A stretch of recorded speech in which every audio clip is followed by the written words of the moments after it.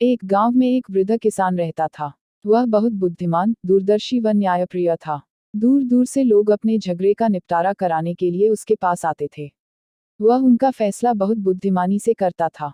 वृद्ध किसान के 4 बेटे व एक कन्या थी, लेकिन उसने अपनी सारी जायदाद के 3 हिस्से किए और वसीयत लिखकर वह मर गया। उसके बेटों ने वसीयत पढ़ी तो उन्हें बहुत आश्चर्य हुआ। उसमें 2 बातें लिखी थी। पहली, संपूर्ण जायदाद के 3 हिस्से कर उसे 3 भाइयों में बांट दिया जाए, लेकिन यह नहीं लिखा कि किस भाई को हिस्सा न दिया जाए। दूसरी, जो पंच इस बात का फैसला करे उसके साथ बेटी का विवाह कर दिया जाए। चारों भाई जायदाद के बंटवारे को लेकर झगड़ने लगे। जायदाद के 3 हिस्से थे और 4 हिस्सेदार। किसी तरह निपटारा नहीं हो रहा था। यदि एक भाई अपना हिस्सा छोड़ देता तो न्याय हो जाता, लेकिन कोई भी भाई अपना हिस्सा छोड़ने के लिए तैयार नहीं था। चारों भाई पंचायत में गए। वह सभी लोग अपने अपने तरीके से फैसला करने की कोशिश करने लगे, लेकिन कोई फैसला नहीं हो सका। आखिर में वे सब राजमहल गए। राजा के पास जाने के लिए 2 महलों को पार करना पड़ता था। पहले महल में उन्हें एक 17-18 वर्ष का युवक मिला। उन्होंने उससे पूछा, अरे सुनो, महाराजा कहाँ मिलेंगे? महाराजा को तो मरे 3 साल हो गए हैं। को उसकी बात सुनकर बड़ा आश्चर्य हुआ। दूसरे महल में उन्हें एक 19-20 वर्षीय लड़की मिली। एक भाई ने उससे पूछा, महाराजा कहाँ मिलेंगे? महाराजा तो अंधे हो गए हैं, आगे जाओ।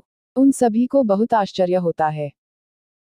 सामने एक बड़ा सा कमरा था, जिसमें एक उच्च आसन पर महाराजा बैठे हुए थे। उन्होंने महाराजा को प्रणाम किया। फिर महाराजा बोले, कहो, तुम लोग क्यों आए हो? फिर उनमें से एक भाई ने कहा, महाराजा, हम आपसे एक मामले का फैसला कराने आए हैं, लेकिन हमारे मामले का फैसला करने से पहले आप हमें 2 बातें बता दीजिए। पूछो, क्या पूछना चाहते हो? भाई बोला,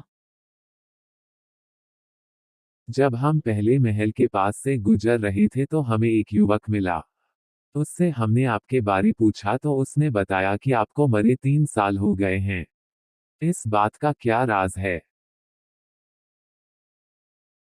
दूसरी बात क्या है?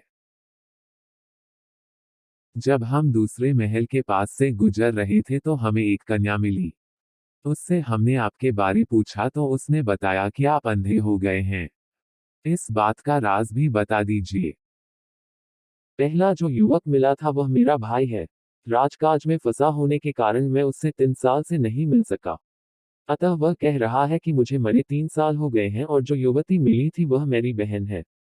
वह जवान हो गई है और विवाह करना चाहती है।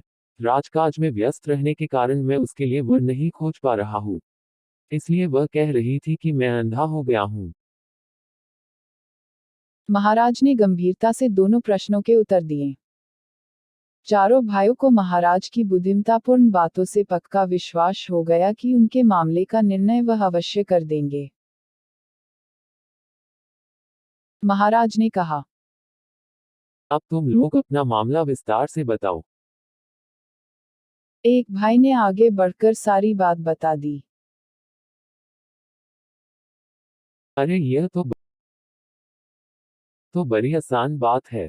इसका निर्णय अभी हुआ जाता है। उन्होंने चारों भाइयों को ले जाकर एक कमरे में बंद कर दिया।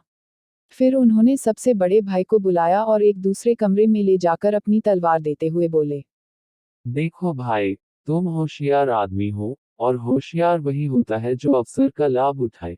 मैंने तुम्हारे तीनों भाइयों को एक कमरे में बंद कर दिया है। वे खाली हाथ है और तुम्हारे पास तलवार है। तुम अपने तीनों भाइयों को मार डालो। मैं तुम्हें सारी जायदाद का मालिक बना दूंगा। मुझे अपने भाइयों की हत्या करके जायदाद नहीं लेनी। इससे तो अच्छा है कि मैं अपना हिस्सा छोड़ दूं और तीनों भाई अपना अपना हिस्सा लेकर आराम से रहे।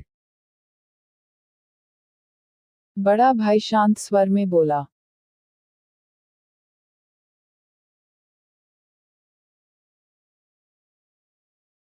अब महाराजा दूसरे भाई को लेकर उसी एकांत कमरे में पहुंचा। उन्होंने उसे भी तलवार देते हुए पहले की तरह अपने भाइयों की हत्या करने को कहा। दूसरे भाई ने भी पहले की तरह अपने भाई की हत्या करने को इनकार कर दिया। इसी प्रकार तीसरा भाई भी अपना हिस्सा छोड़ने को तैयार हो गया और उसने भी अपने भाइयों की हत्या करने से मना कर दिया। अब महाराजा चौथे भाई को लेकर एकांत कमरे में पहुंचा। उसने उसे भी तलवार देते हुए अपने भाइयों का कत्ल करने को कहा।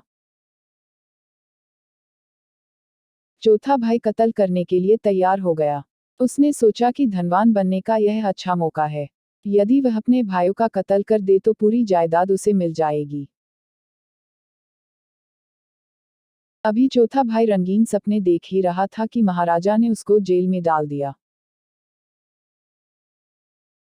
महाराजा ने बाहर जाकर सबको पूरी बात समझाई। सभी इस निर्णय से बहुत प्रसन्न थे। उन्होंने सोचा कि अवश्य ही छोटा भाई अपने पिता को भी इसी तरह कष्ट देता होगा।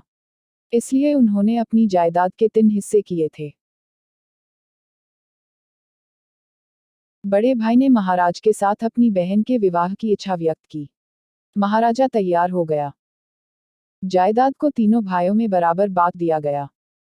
शुभ मुहूर्त देखकर महाराजा ने विवाह कर किया। जो दूसरों के लिए सोचता है वही सुखी जीवन व्यतीत करता है।